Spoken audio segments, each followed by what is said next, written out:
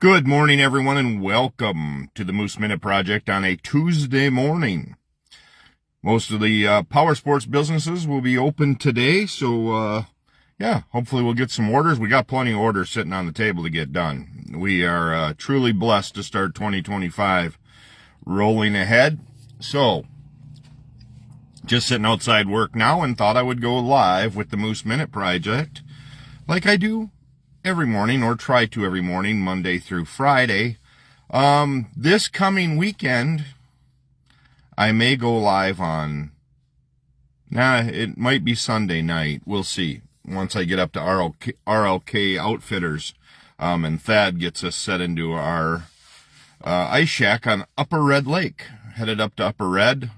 Friend of mine from Aiken, he's a Native American, so he gets a little advantage there. There's a line, actually. So I'm going to learn more about Upper Red. Never been up there to fish. Rowland Hill, I will be talking to you and just getting some information about the lake. I find it interesting. You know, Mille Lacs Lake is another one that has reservation rights to it because it is around there. But Upper Red, I think, actually has an actual line to be used and a border for the reservation. So it is very interesting. So it'll be fun to see.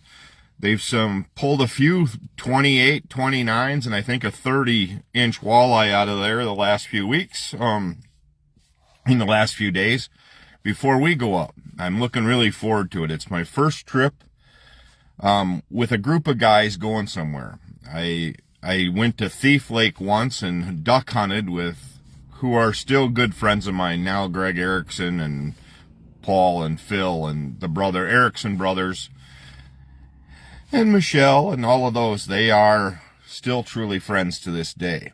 And so I did that back in 98, I think, or 97. So 25 years ago. So it's kind of weird that my son is 24. So you may be able to do the math on what took place, that, you know, things just slowed down for me. I got married at the time, and it was just a lot of things going on. So I'm looking forward to the ice fishing trip, going with some very qualified fishermen, and we're going to hopefully catch some crappies and walleyes and just have a good time to get away. So that's that. So with the Moose Minute Project this morning, what is your goal every day? Do you wake up with a goal every day? Do you go, well, I want to get this done? Is it, I'm going to the gym and I'm going to work out and I'm going to do that? Or is your goal just to, I'm going to wake up and I am going to just do everything I can to survive the day? Or I'm going to do everything I can to make this the day, if you're a salesperson or whatever you may be, make it a great day by doing everything I can to close out X amount of sales. And how are you going to accomplish that? You know, have you made out those goals? Or do you just hope? And I think right now, my goals right now, just the way life is for me, my goals have been, I'm going to do this show that I do every morning. And then I'm going to hopefully get some sales at work, and not hopefully, hopefully, because it's not guaranteed, but I'm going to do everything I can to get sales to do that, to prove that I'm worth having as an employee, and then continue on throughout the day and just make it to the time I go to bed. And I think I need to start adding more goals to that, such as I need to hit the treadmill for, you know, a 2-mile walk at first, probably. Just to start getting some of these muscle stuff back, because I'm not on my feet like I was as a sales manager at the dealerships. I was always walking and doing those kind of things. Not doing that. It's more computer work here now, or testing lights or testing levers and all that stuff. So I've got to start refocusing. I'm 50 years old. I've got a lot of medical stuff that I've survived and gone through. So I'm blessed there, but I still need to do other things to make my life better. Is your life to just piss and moan and become part of the realm of I'm going to blame everything on everybody except myself for how shitty my life is? And don't get me wrong, I'm sure there's a lot of people that have had a lot of shitty things happen to them. You know, I was listening to another guy that's on TikTok and YouTube the other day and listening about his childhood. I can't imagine. You know, where your mother beats you all the time or burns you with cigarette or whatever it may be, or just it was mostly just the rains of fists and fury, I guess, the way it looked. And I'm like, huh. And if he does not believe in the good Lord above, which that pains me a little bit. And I get where he's coming from. He's like, you know, if there was a God, why did I have to go through those things? And why did I get beat up and all of those things by my parent that is supposed to be there for me? And it's pretty wild. I know a few guys that have had that, where their parents, either their mother or their father, beat the living hell out of them. And it amazes me on how you can do that as a parent. I don't understand. There has to be something wrong up here. There's no doubt. And then how does it happen for so long that somebody doesn't step in? People knew about it, at least in the case I know of here locally.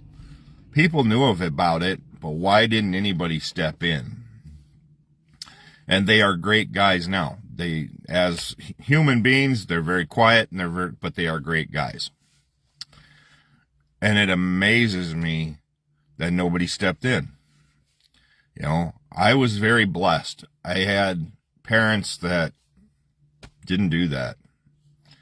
You know, I think part of it for me is that when my mom and dad got separated, or when they separated, life was very turmoil, up and down and all around. And it took me a lot of time to reconcile with my dad. And he watches my show here, and him and I are very close today. But it took me a while. I was a pissed off teenager, for a long time. And actually I was an adult. You know, I was just before we had Isaac and just before I got married is when I actually married the first time. I reconciled with my dad. And it takes a lot. On both sides of us, it took us a lot to reconcile that. Just how it was. And then for my mom to raise me and up in northern Minnesota, because we moved that way, I didn't see my dad a whole lot. And I personally had a lot of hate and a lot of things like that towards that relationship. So I did not have a lot to do with him during those years. And at that time, too, during that time, I lost my grandfather, who I thought the world of. Grandpa Gerber was a man of who I just loved being around. We were always out on the farm up on Gerber Lane in Hub City, and it was just always a thing. We were together on Sundays. So what is your goal today? If you have family members, or if you have a friend, you know, I had a discussion with a guy Saturday that him and I have not seen eye to eye for a while. And I had a discussion with him and talked it out, and, you know, I got to express how I feel. And so what's your goal today? Is it a goal to where you've had a long lost friend or a dear friend that you go, you know what? I've walked away for a while and I've just had enough, and I want to have that relationship again. I valued it when we were talking or when we could talk. You know, I've got a very good friend in Tennessee that him and I don't see eye to eye publicly or politically. We don't. There's things he sees that I don't see, and I see things he doesn't see.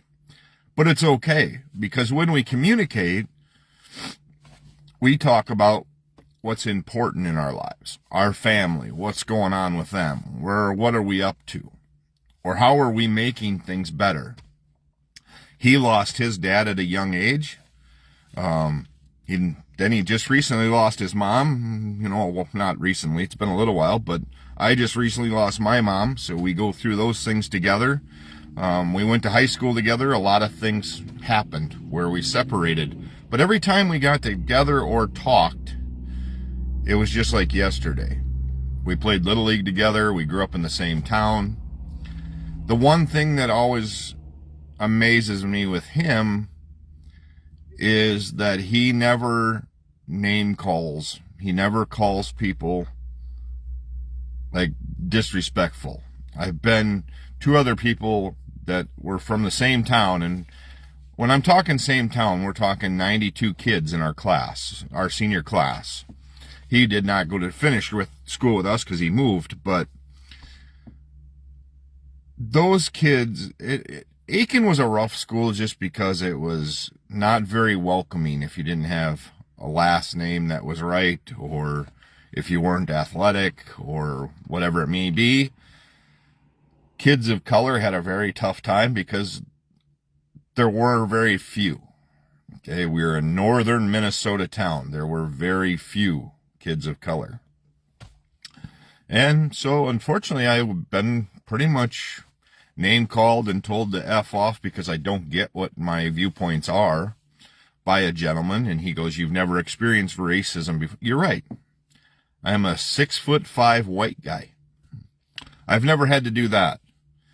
But I did have to go through the realm of having a single mother living in basically a project apartment complex, covering bounce checks for my mom I started working full time at the age of 15. My senior year, I made more money than my mom did. But it made me who I am today. So I am more rounded, and I want to see people succeed. And I want to see people be successful. So when I say it really hurts that I watched this gentleman confess that he does not believe in the good Lord above, he does not believe in life after death or anything like that, that one stings, because that's one of the true hopes and the true glories of what I have for future. That's the one thing that I look forward to knowing, is that I will meet my mom again one day. I'll meet my grandfather again one day. That's where I'm at. So make your point of being the best version of you every day. Get rid of the circles that bring you down. Get rid of the people that are not there for supporting you, and ignore them. Ignore those people that are not looking for your best interests. Get away from them. Step away, move away. If they're not there for your best version and they don't want to support you to get to be your best version, walk away. That's what I got for you today. It's kind of an insight into my background, my history. I wish I was this tall when I graduated, or was I a senior in high school? I graduated 6'2". I grew another 3 inches from June of 92 to September of 92. So I wish I was this size when I was in high school. It might have been beneficial for me. I don't know. Made some great friends. And I've also just not been in a big hurry to be around some of those that I went to school with. I don't think anybody looks back at how they treated people in high school and said, you know what, I should probably say something that I was a dickhead, or I was a whatever it may be in high school.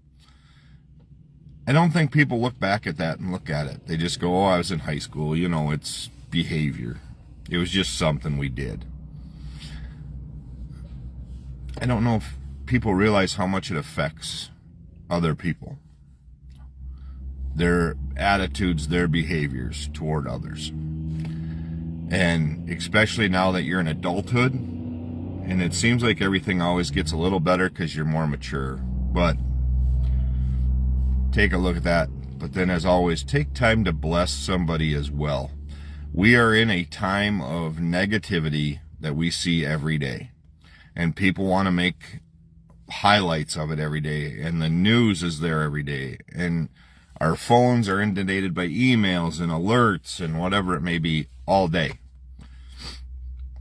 Take time to be the best version of you when you can.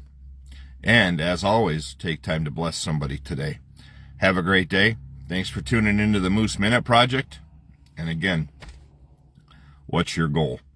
What do you want to do? What do you want to be known for? Because we are not promised tomorrow. Have a great day. I'll see you tomorrow morning.